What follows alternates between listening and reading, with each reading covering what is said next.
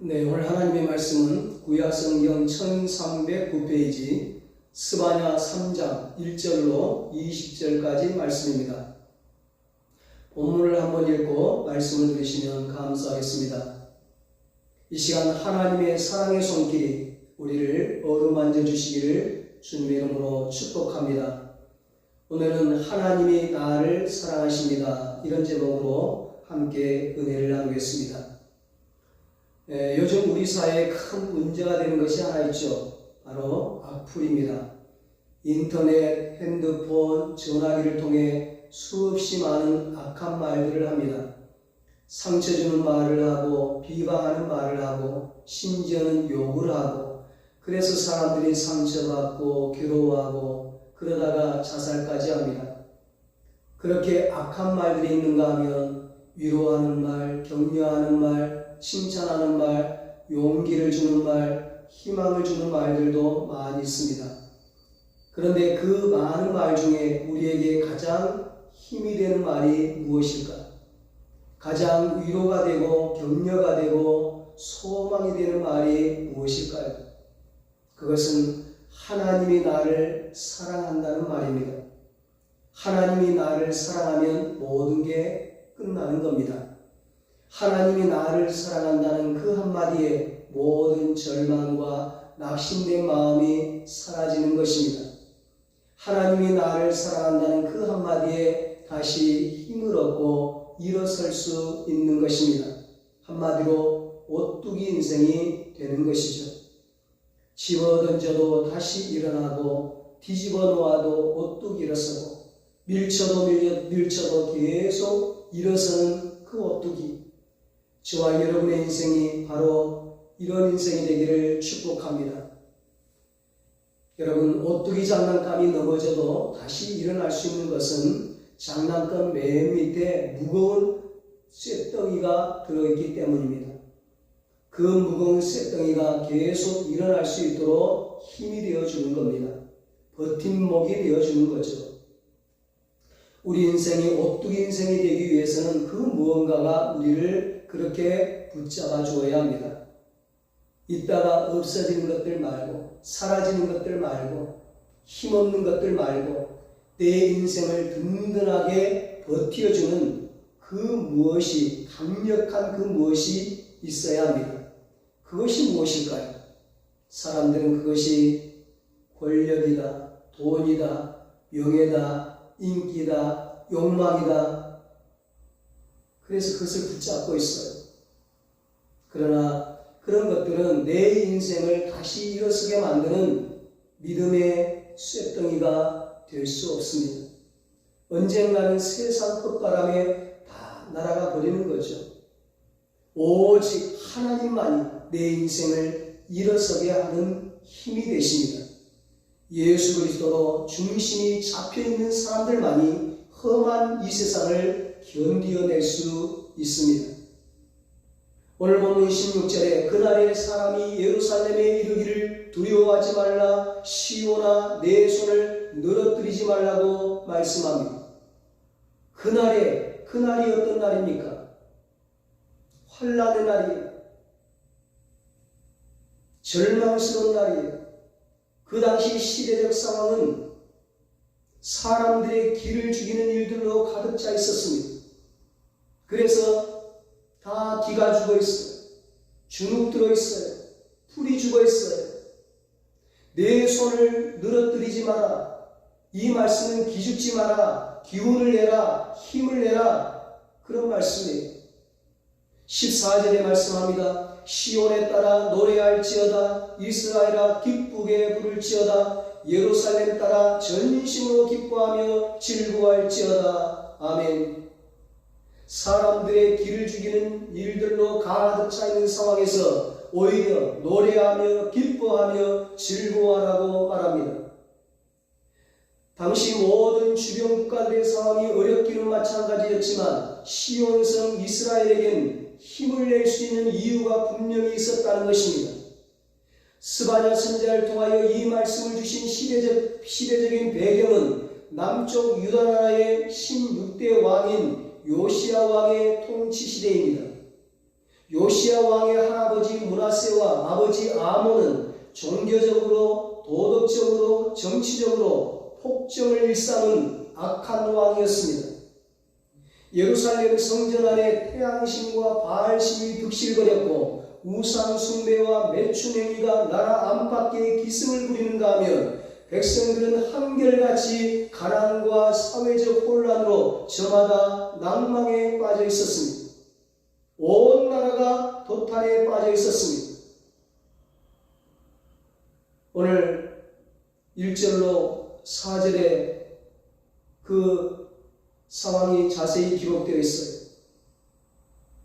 이런 타락과 혼란 속에 당시 겨우 8살이었던 요시야가 왕위를 계승하게 된 것입니다. 신하들은 나라의 멸망을 예견하고 풀이 죽어 있었고 백성들은 어리고 철없는 임금에게 나라와 자신들의 운명을 맡길 수 있을 것인가 심히 불안해하고 있었습니다. 바로 이때 하나님께서는 스바냐 선지자를 부르시고 그 백성에게 새로운 희망의 메시지를 주십니다. 구원을 약속하셨습니다. 밝아오는 구원을 바라보고 기뻐하라는 겁니다. 오히려 노래하라는 겁니다. 기죽지 말고 힘을 내라는 말입니다. 위축되지 말고 힘과 용기를 내라는 말입니다. 여기 시온은 유다 나라를 의미했고 예루살렘 성전을 의미하고 메시아의 희망을 포기하지 않고 살았던 믿음의 백성, 남은 백성들을 의미했습니다. 즉 성도여 힘을 내라 이 말씀이죠. 이 희망의 메시지는 13절에 의하면 이스라엘의 남은 자들에게 주신 약속의 말씀이었습니다. 당시 지도자들로부터 모든 백성이 타락하고 부패한 상황 속에서 믿음의 정절, 신앙의 정절을 지키고 살던 남은 자들이 있었습니다. 모든 사람이 신앙을 버리고 우상 숭배하고 절망에 빠져 살던 그때에도 오직 하나님을 바라보고 신앙을 움켜쥐고 말씀을 붙잡고 하나님을 바라보며 희망의 밧줄을 놓지 않았던 남은 자들이 있었습니다. 열왕기상 18장에 가장 위대한 선지자 가운데 한 사람인 엘리야는 갈멜산에서 하늘에 불을 불러 멋지게 바알과 아세라 선지자들을 물리쳤습니다. 그러나 악의 세력은 꺾일 줄을 몰랐고 오히려 선지자를 죽이려고 했습니다. 바로 이 순간 엘리야에게 무서운 낙심이 찾아왔습니다. 그래서 하나님께 나 혼자만 남았습니다. 차라리 나를 죽여달라고 넋두리를 했습니다. 그때 하나님이 들려주신 메시지가 무엇이었습니까? 내가 아직도 바알에게 무릎 꿇지 않은 남은 자 7천을 예비했다. 결코 너는 혼자가 아니다는 말씀이었습니다. 사랑하는 여러분, 세상이 아무리 어려워도 내 힘을 빼는 일들이 많아도 신앙생활을 멈추면 안 됩니다. 기도를 쉬면 안 됩니다. 섬기던 사역을 멈추면 안 됩니다. 쉬는 순간 넘어집니다. 멈추는 순간 더 큰 좌절이 찾아옵니다. 저는 중학교 때 처음 자전거를 배웠습니다. 처음 자전거를 배울 때 무릎과 다리에 얼마나 많은 상처를 입었는지 모릅니다. 그 과정을 거치고 나니까 잘 타지더라고요. 여러분, 넘어지지 않고 자전거를 잘 탈 수 있는 비결이 뭔지 아십니까? 앞을 바라보고 계속해서 페달을 밟는 것입니다. 그래서 자전거는 달릴 때 가장 안전합니다. 천천히 가면 더 힘들어집니다. 멈추면 넘어집니다. 인생은, 신앙생활은 자전거 타기와도 같습니다. 멈추면 안 됩니다. 계속 페달을 밟아야 합니다. 예배의 페달, 기도의 페달, 사역의 페달, 믿음의 페달을 계속 밟아야 합니다. 그래야 멋지게 천국으로 입성할 수 있습니다. 신앙생활은 입학만 있지 졸업이 없습니다. 시작만 있지 마침이 없습니다. 전진만 있지 중간이 없습니다. 아픈 백성을 치료하기 위해 찾아오시는 하나님의 모습은 참으로 다양하고 아름답습니다. 본문에서 하나님은 여러 가지 얼굴을 가지신 분으로 등장하십니다. 15절에서 하나님은 왕으로 우리를 찾아오십니다. 그래서 그분은 사명권을 행사하십니다. 그리고 적을 쫓아내십니다. 여호와가 내 형벌을 제거하였고 내 원수를 쫓아냈으며 이스라엘 왕 여호와가 너의 가운데에 계시니 너가 다시는 화를 당할까 두려워하지 아니할 것이라. 아멘. 왕 되신 하나님은 당신의 백성들을 괴롭히는 적을 무찌르시고 연약하여 범죄한 백성들에게 사면장을 내리십니다. 여러분, 이 나라의 왕이 누구입니까? 이 나라를 통치하고 섭리하는 실질적인 대통령이 누구십니까? 우리 하나님이십니다. 하나님이 형벌을 제거해 주셨습니다. 하나님이 우리의 원수를 쫓아내 주셨습니다. 대한민국의 왕 여호와가 너의 가운데에 계시니 너희가 다시는 화를 당할까 두려워하지 아니할 것이라. 15절에서 왕으로 우리를 찾아오신 하나님이 16절에서는 투사처럼 등장하십니다. 그리고 온몸에 힘이 없어 쓰러지고 있는 백성들에게, 동지들에게 격려의 말씀을 주십니다. 내 손을 늘어뜨리지 말라. 어깨를 축 늘어뜨리고 살지 말아라. 기죽지 말아라. 어깨를 펴고 하나님 백성답게, 하나님 자녀답게 당당하게 살아라 말씀하십니다. 그리고 17절에서 하나님은 연인처럼 다가와 주의 백성들에게 말씀하십니다. 내가 너와 함께하리라. 너를 구원하리라. 내가 너를 사랑한다. 그리고 내가 너를 축복하겠다. 너의 하나님 여호와가 너의 가운데에 계시니 그는 구원을 베푸실 전능자이시라. 그가 너로 말미암아 기쁨을 이기지 못하시며 너를 잠잠히 사랑하시며 너로 말미암아 즐거이 부르며 기뻐하시리라 하리라. 아멘. 이 얼마나 힘이 되고 소망이 되는 말씀입니까? 본문에는 우리가 힘을 내야 할 몇 가지 중요한 이유들을 말씀하고 있습니다. 당시 백성들의 절망의 골이 너무나도 깊었기 때문에 희망을 가질 수 있는 근거, 힘을 내고 살아야 하는 이유를 아주 자세히 본문은 설명을 하고 있습니다. 그 첫 번째 이유가 15절 말씀입니다. 여호와가 내 형벌을 제거하였고 내 원수를 쫓아냈으며 내가 다시는 화를 당할까 두려워하지 아니할 것이라. 즉 하나님께서 이 백성의 죄를 용서했기 때문에 절망할 필요가 없다는 것입니다. 할아버지 므낫세 왕과 아버지 아몬 왕의 끔찍한 죄를 어린 왕 요시아에게 형벌로 내리지 않겠다는 약속입니다. 한마디로 본문은 형벌 탕감 선언문인 것입니다. 모든 것을 원상복구시키고 회복시키는 희년의 선포입니다.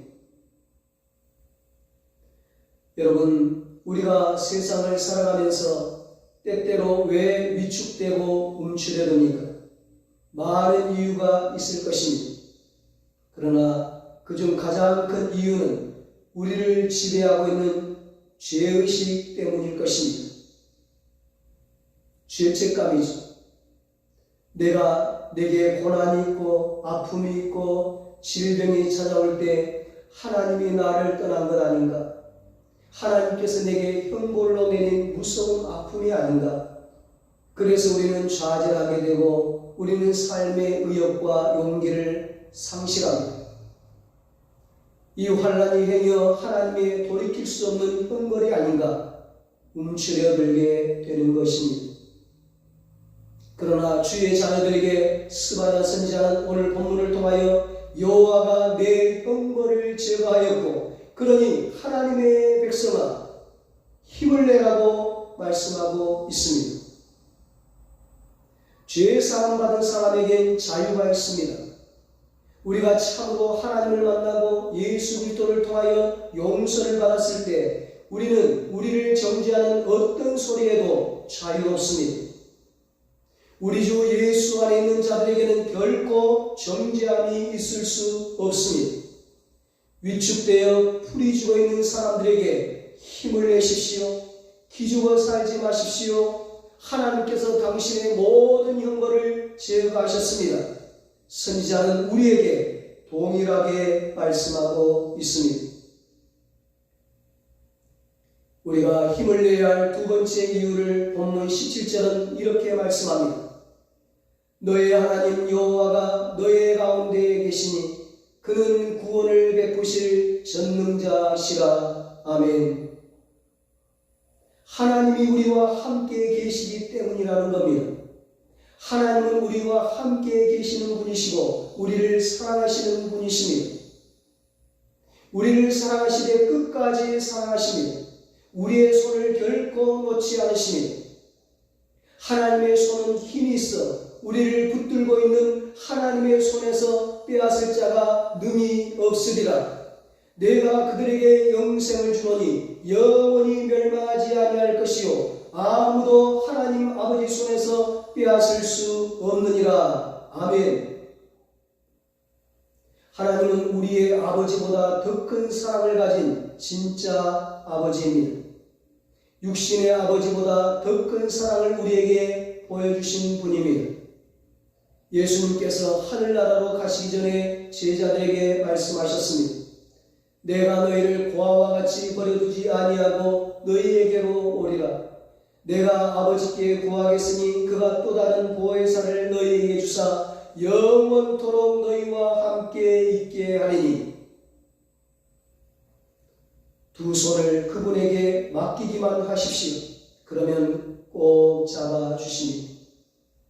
주님여 이 손을 꼭 잡고 가소서. 약하고 피곤한 이 몸을 폭풍의 흑암속 해치사 빛으로 손잡고 날 인도하소서. 참으로 하나님이 우리와 함께 계시면 하나님이 우리의 손을 붙들어 주시면 우리는 넘어지지 않습니다. 절망할 필요가 없습니다. 우리는 다시 일어납니다. 우리가 기죽지 말고 오히려 힘을 내야 할 세 번째 이유는 하나님이 우리를 사랑하고 있기 때문입니다. 17절에 그가 너로 말미암아 기쁨을 이기지 못하시며 너를 잠잠히 사랑하시며 너로 말미암아 즐거이 부르며 기뻐하시리라 말씀합니다. 나를 볼 때 가슴 부풀어 하시고 따뜻한 연민과 애정을 느끼고 계시는 하나님의 사랑을 보십시오. 이 얼마나 감격스러운 말씀입니까? 이 얼마나 가슴 뛰는 말씀입니까? 우리를 사랑하시는 그분은 이 땅의 권세자나 부자나 유명인이 아닙니다. 온 우주의 창조자요 주인이신 하나님이십니다. 그 하나님이 나를 사랑하십니다. 하나님이 나를 볼 때마다 기쁨을 이기지 못하여 하십니다. 즐거이 나를 부르고 계십니다. 그런데 무엇 때문에 기가 죽어 있습니까? 하나님이 여러분의 얼굴을 볼 때마다 기쁨에 겨워 춤을 추고 계신다고 성경은 우리에게 말씀하고 있습니다. 여러분의 이름을 즐거이 부르며 기뻐하시리라. 당신이 이 세상에 존재함으로 인해 우리에게 얼마나 큰 기쁨이 되는지, 당신은 사랑받기 위해 태어난 사람, 지금도 그 사랑 받고 있지요. 이 찬양은 예수전도단에서 찬양상을 하던 청년이 예수 믿지 않는 아버지를 돌이키기 위해 쓴곡으로 알려져 있습니다. 이 찬양은 크리스찬들에게 뿐만 아니라 교회 밖의 사람들도 부르고 심지어 핸드폰 신호음으로도 울려 퍼지는 그런 노래가 되었습니다. 그렇습니다. 나는 사랑을 받고 있다. 나는 하나님의 사랑받는 자녀다. 이 사실은 정말 인생을 살만나게 만드는 희망의 메시지입니다. 하나님은 지금도 당신을 사랑하고 계십니다. 아니, 영원히 당신을 사랑하십니다. 얼마나 가슴 벅찬 일입니까? 이 사랑은 초막을 궁궐보다 더 행복하게 만들고, 이 사랑은 지옥을 천국으로 변화시킵니다. 이 사랑은 사자굴을 천국으로 만들고 감옥을 감사와 찬송이 넘치는 곳으로 변화시킵니다. 여러분, 힘을 내십시오.